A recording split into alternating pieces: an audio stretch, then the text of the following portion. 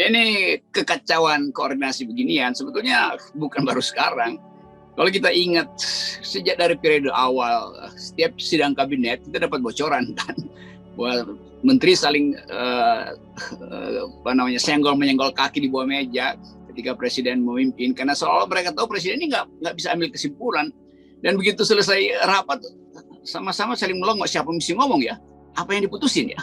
Jadi sebetulnya ini yang disebut ada prinsip di dalam filosofi, bunyinya kira-kira begini nih. Saya suka kutip-kutip aja karena sekaligus kuliah ya. What can be said at all can be said clearly, and whereof one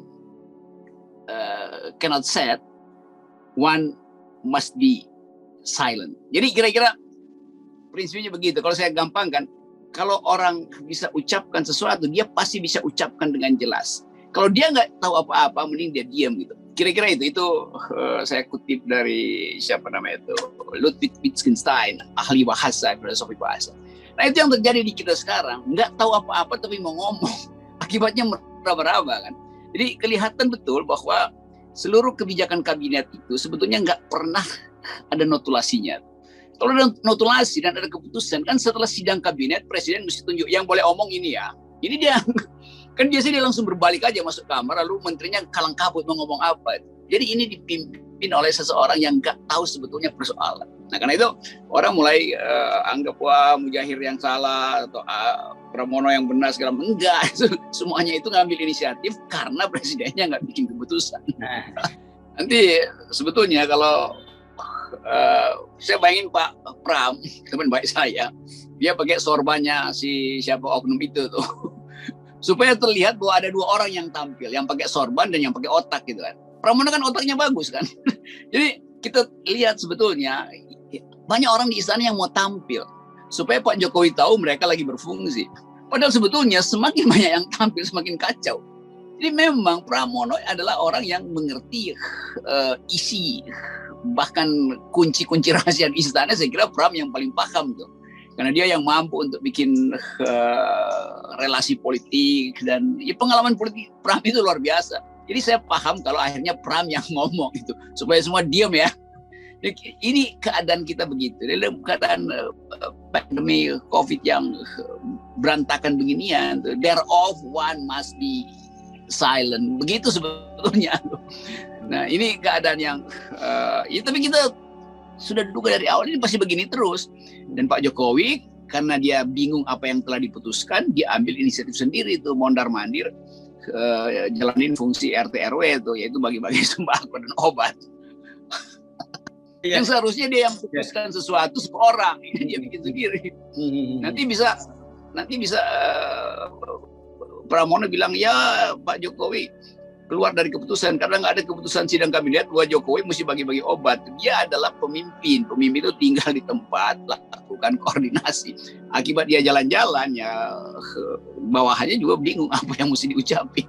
Dan seolah-olah ini masih mau kampanye. Jadi ini beliau itu betul-betul nggak punya pengetahuan tentang sosiologi masyarakat, tentang psikologi emak-emak. Itu yang marah-marah jengkel ya Jokowi bagi-bagi sembako di beberapa tempat. Dan kita menghitung, kalau Pak Jokowi malam-malam pergi atau keluyuran pergi bagi sembako, nilai operasi pas pampres itu lebih banyak daripada yang dibagikan tuh. Karena ini adalah kegiatan yang berbahaya gitu. Banyak orang yang menganggap, Pak Jokowi ambil risiko apa? Dan pas pampres kan 2 hari sebelumnya udah ngamanin wilayah itu pasti kan, dan uang udah turun segala macam tuh. Jadi biaya untuk mempertahankan pencitraan itu justru memboroskan lagi keuangan negara tuh. Ya. Kalau Pak RT kan modalnya berapa Pak RT? Cuma paling modal 2 cangkir kopi. Pak RT modal mandir 3 jam bagikan, dan Pak RT yang paham tentang keadaan masyarakat. Jadi ini Pak Jokowi selalu ingin nyuri poin. Padahal sebetulnya dia udah pointless. Ya begitu keadaannya kan, dan rakyat jengkel sebetulnya. Ini presiden ngapain sih mondar-mandir? Nanti lama-lama ada yang bilang saya pindahkan ke Papua tuh, sama seperti Bu Risma yang nggak paham tentang psikologi politik, psikologi masyarakat, lalu memilih kalimat yang sebetulnya menyakiti rakyat Papua. Jadi keadaan semacam itu juga yang dirasakan rakyat umumnya. Presiden sebetulnya sedang menyakiti rakyat karena rakyat menunggu kebijakan. Itu yang ditunggu rakyat. Nah, Presiden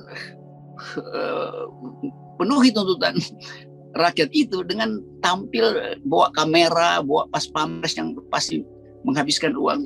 Nggak ada kepekaan betul nih dalam upaya kita untuk memulihkan ekonomi dan kesehatan bangsa. Nggak ada kepekaan.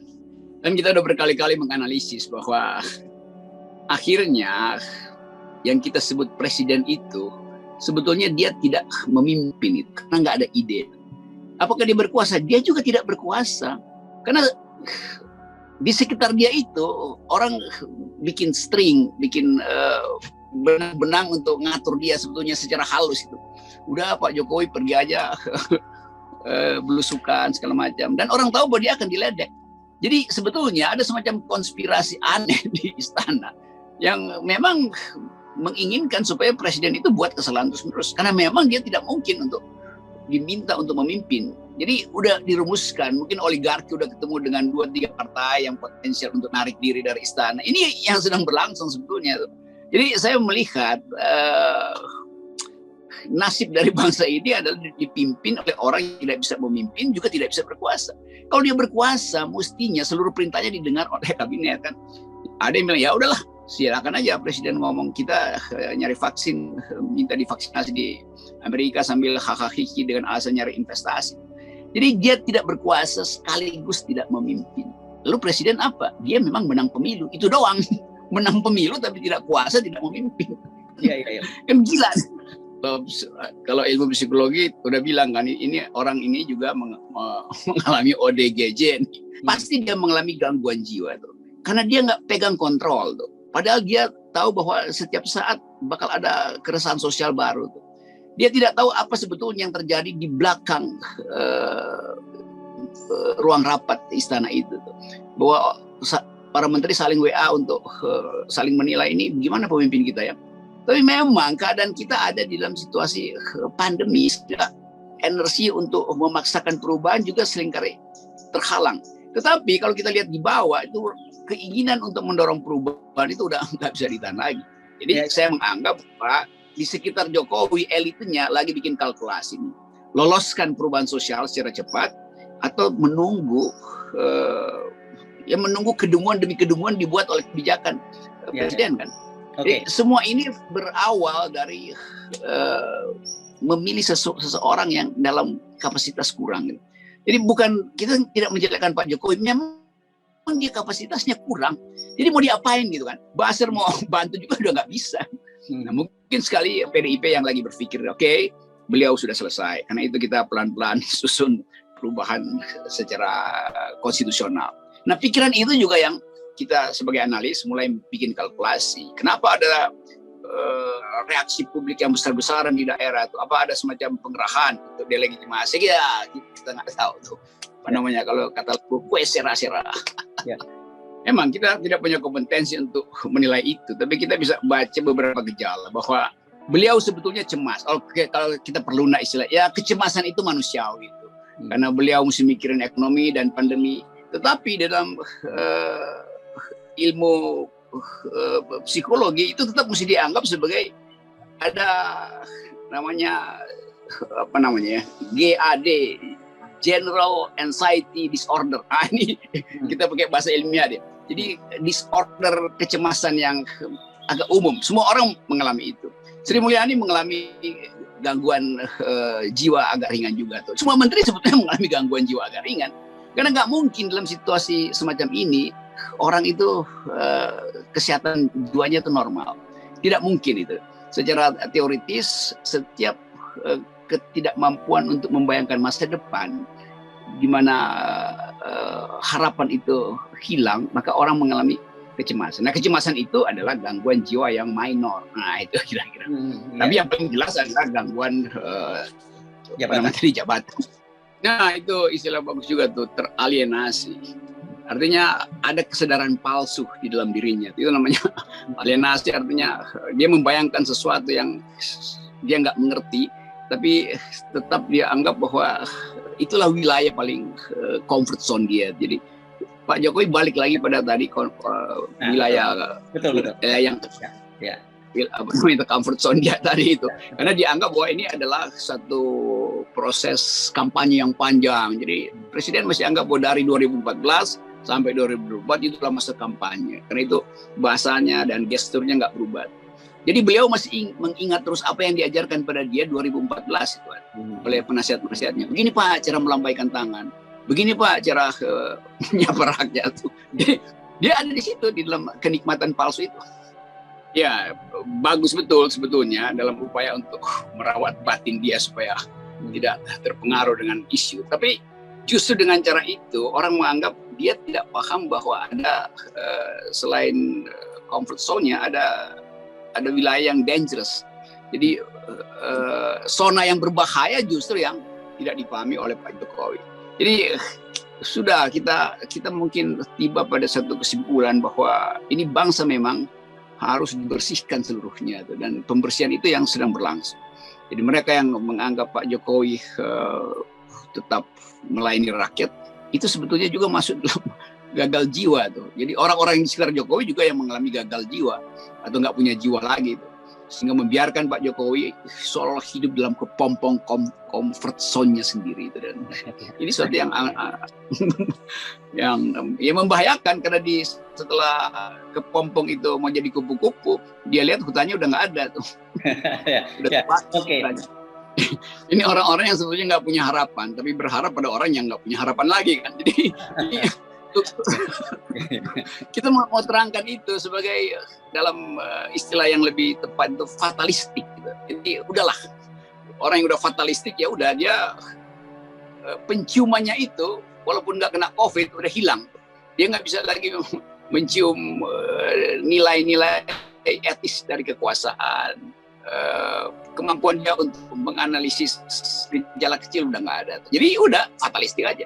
Mari kita sama-sama mendukung Presiden Jokowi. Iya, mendukung untuk diturunkan. Sebetulnya begitu kan, rakyat itu boleh kalau itu bukan soal politik. Dalam politik dibutuhkan kritisisme itu untuk mengevaluasi dan menganalisis keadaan. Kalau hidup mati ya itu ya silahkan. Kalau romance antara sepasang suami istri itu atau sepasang kekasih itu menghendaki hidup mati, ya udah lakukan aja. Tapi ini soal bangsa, hidup mati bangsa itu ada di dalam kebijakan. Nah, kebijakan yang dihasilkan oleh orang yang fanatik semacam ini, mau hidup mau mati, itu artinya mematikan bangsa. Padahal kita ingin hidup-hidup, bukan hidup mati itu. Biarkan aja, ya mau mati aja. Tapi bangsa ini kan nggak boleh mati itu. Ya, sama dengan. Kalau Basar memang itu, Basar memang menghendaki